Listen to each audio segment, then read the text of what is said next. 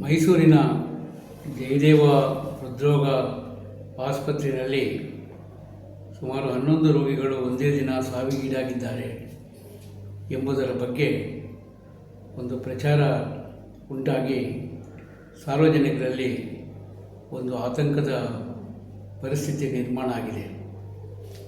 ಇದಕ್ಕೆ ಕಾರಣಗಳೇನು, ಯಾರು ಜವಾಬ್ದಾರಿ, ಸರ್ಕಾರದ ನೀತಿಗಳು ಏನು ಅಂತಕ್ಕಂಥದ್ರ ಬಗ್ಗೆ ನಿಮ್ಮೊಂದಿಗೆ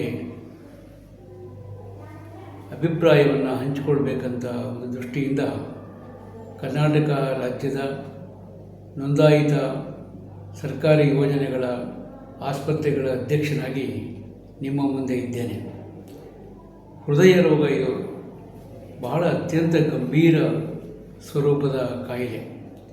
heart attack, myocardial infarction, coronary artery disease, ಈ ಏನು ವಿಭಿನ್ನ ಹೆಸರುಗಳಲ್ಲಿ ನಾವು ಕರಿತೀವಿ, ಇದು ದಿಢೀರನೆ ಕಾಣಿಸಿಕೊಳ್ತಕ್ಕಂಥ, ಬಹುಬೇಗ ಚಿಕಿತ್ಸೆಯನ್ನು ನೀಡಿ ರೋಗಿಯನ್ನು ಉಳಿಸ್ತಕ್ಕಂಥ ಒಂದು ಗಂಭೀರವಾದಂತಹ ಕಾಯಿಲೆ. ಈ ಕಾಯಿಲೆಗೆ ಚಿಕಿತ್ಸೆಯನ್ನು ನೀಡ್ತಕ್ಕಂಥ ಒಂದು ಪರಿಸ್ಥಿತಿನಲ್ಲಿ ಬಹಳ ತಕ್ಷಣ ನೀಡಬೇಕು. ಕಾಯಿಲೆಯನ್ನು ಬಹಳ ಬೇಗ ಅದನ್ನು ಪತ್ತೆ ಮಾಡಬೇಕು ಅಂತಂದರೆ ತಕ್ಷಣ ECG, ಇಕೋ, ಆ್ಯಂಜಿಯೋಗ್ರಾಮ್ ಮತ್ತಿತರ ರಕ್ತ ಪರೀಕ್ಷೆ ಇವೆಲ್ಲವೂ ಕೂಡ ತಕ್ಷಣ ಮಾಡಬೇಕಾಗತ್ತೆ. ಜಯದೇವ ಹೃದ್ರೋಗ ಸಂಸ್ಥೆ ಈ ಭಾಗದಲ್ಲಿ ಒಂದು ಪ್ರತಿಷ್ಠಿತವಾದಂತಹ ಸಂಸ್ಥೆ, ಅದರಲ್ಲಿ ಎರಡು ಮಾತಿಲ್ಲ.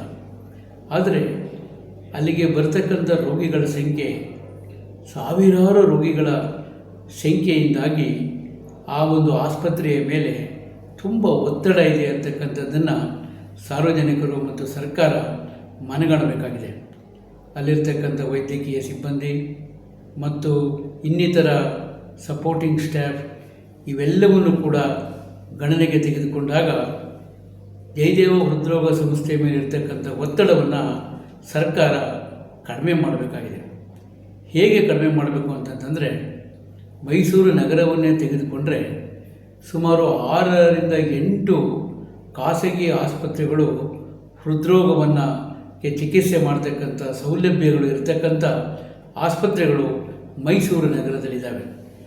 ಆಯುಷ್ಮಾನ್ ಭಾರತ್, ಯಶಸ್ವಿನಿ, ESI ಮತ್ತು ಆರೋಗ್ಯ ಭಾಗ್ಯ ಈ ರೀತಿಯ ಸರ್ಕಾರಿ ಕ್ಯಾಶ್ಲೆಸ್ ಸ್ಕೀಮ್ಗಳೇನಿದ್ದಾವೆ ಇವೆಲ್ಲವೂ ಕೂಡ ಖಾಸಗಿ ಆಸ್ಪತ್ರೆಗಳಲ್ಲೂ ಕೂಡ ಮೈಸೂರಿನಲ್ಲಿ ಇನ್ನಿತರ ಹೃದ್ರೋಗ ಸೌಲಭ್ಯ ಇರತಕ್ಕಂಥ ಆಸ್ಪತ್ರೆಗಳಲ್ಲಿ ಲಭ್ಯವಿದ್ದಾವೆ.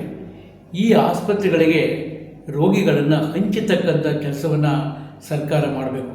ಸರ್ಕಾರ ಏನು ಒಂದು ಕಾಯ್ದೆಯನ್ನು ಮಾಡಿದೆ ಅಂತಂದರೆ, ಮೊದಲು ಹೃದ್ರೋಗ ಇರತಕ್ಕಂಥವರು ಜಯದೇವ ಹೃದ್ರೋಗ ಸಂಸ್ಥೆಗೆ ಹೋಗಬೇಕು. ಅವರು ಅಲ್ಲಿ ಆಗಲ್ಲ ಅಂತಂದರೆ ಇಲ್ಲಿಗೆ ಬರಬೇಕು ಮತ್ತು ತಾಲೂಕು ಆಸ್ಪತ್ರೆಯ ವೈದ್ಯರು ಕೂಡ ಖಾಸಗಿ ಆಸ್ಪತ್ರೆಗಳಿಗೆ ನೇರವಾಗಿ ರೆಫರಿಂಗ್ ಲೆಟ್ರನ್ನ ಕೊಡಬಾರದು ಅಂತಕ್ಕಂಥ ಒಂದು ಸರ್ಕಾರದ ಒಂದು ನೀತಿ ಏನಿದೆ, ಆ ನೀತಿನೇ ಈ ಹೃದ್ರೋಗಿಗಳು ಸಾಯಲಿಕ್ಕೆ ಕಾರಣವಾಗಿದೆ ಅಂತಕ್ಕಂಥ ಮಾತನ್ನು ನಾನು ಈ ಸಂದರ್ಭದಲ್ಲಿ ಹೇಳಲಿಕ್ಕೆ ಇಷ್ಟಪಡ್ತೇನೆ. ಇವತ್ತು ಜಯದೇವ ಹೃದ್ರೋಗ ಸಂಸ್ಥೆಯೂ ಕೂಡ ನಿಮಗೆ ಹೇಗೆ ಉಚಿತವಾಗಿ ಹೃದ್ರೋಗಗಳಿಗೆ ಚಿಕಿತ್ಸೆ ಆಗುತ್ತೋ ಅದೇ ರೀತಿ ಈ ಒಂದು ಕ್ಯಾಶ್ಲೆಸ್ ಸರ್ಕಾರದ ಯೋಜನೆಗಳಿನಲ್ಲಿ ಎಲ್ಲ ಖಾಸಗಿ ಆಸ್ಪತ್ರೆಗಳಲ್ಲೂ ಕೂಡ ಉಚಿತವಾಗಿ ಹೃದ್ರೋಗಗಳಿಗೆ ಚಿಕಿತ್ಸೆ ಮಾಡ್ತಕ್ಕಂಥ, ಅದರಲ್ಲೂ ಕೂಡ ಆ್ಯಂಜಿಯೋಗ್ರಾಮ್, ಆ್ಯಂಜಿಯೋಪ್ಲಾಸ್ಟಿಯನ್ನು ಚಿಕಿತ್ಸೆಯನ್ನು ಉಚಿತವಾಗಿ, ಬೈಪಾಸ್ನ ಉಚಿತವಾಗಿ ಮಾಡ್ತಕ್ಕಂಥ ಒಂದು ಯೋಜನೆ ಸರ್ಕಾರದಲ್ಲಿದೆ. ಎಲ್ಲ ಖಾಸಗಿ ಆಸ್ಪತ್ರೆಗಳು ಕೂಡ ಅದಕ್ಕೆ ಬಹುಪಾಲು ಎಲ್ಲವೂ ಕೂಡ ನೋಂದಾಯಿತವಾಗಿದ್ದಾವೆ.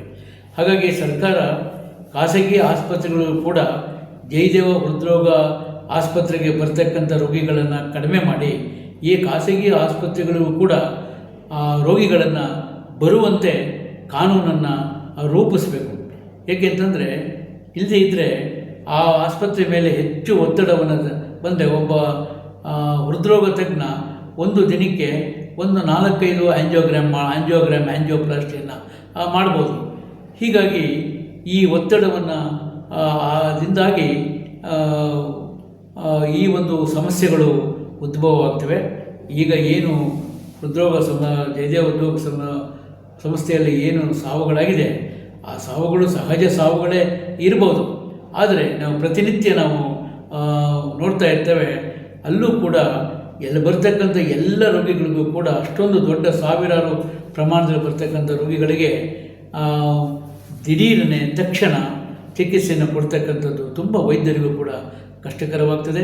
ಹಾಗೆ ನಾನು ಸರ್ಕಾರದಲ್ಲಿ ಒಂದು ಮನವಿಯನ್ನು ಮಾಡ್ತಾ ಇದ್ದೇನೆ, ನೀವು ಖಾಸಗಿ ಹೃದ್ರೋಗ ಸಂಸ್ಥೆಗಳಿಗೂ ಕೂಡ ರೋಗಿಗಳು ಬರುವಂತೆ ನಿಮ್ಮ ರೀತಿ ಸರ್ಕಾರದ ನಿಯಮಗಳನ್ನು ರೂಪಿಸಬೇಕು.